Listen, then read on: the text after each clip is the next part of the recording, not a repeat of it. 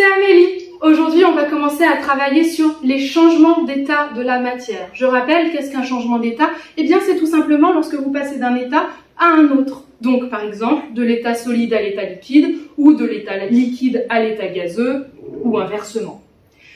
Aujourd'hui, nous allons donc chercher à retrouver les noms de ces changements d'état. Pour ça, vous avez les 4 noms des changements d'état, il faut simplement les remettre au bon endroit. Les noms sont fusion, vaporisation, liquéfaction et solidification. Première question donc, quand on passe de l'état solide vers l'état liquide, quel est le nom de ce changement d'état? Il s'agit effectivement de la fusion. Pour y penser, n'hésitez pas à réfléchir à la lave en fusion. La lave en fusion, c'est de la roche sous forme liquide qui est devenue liquide. Donc, roche en fusion, fusion, solide vers un liquide.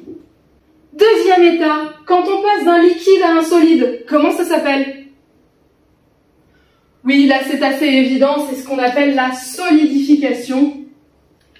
C'est dans le mot, hein, solidification, ça veut littéralement dire qui devient solide. Troisième question, comment ça s'appelle lorsqu'on passe d'un liquide à un gaz? Là, vous connaissez normalement la réponse parce que vous faites régulièrement chauffer ou bouillir de l'eau. On appelle ça la vaporisation.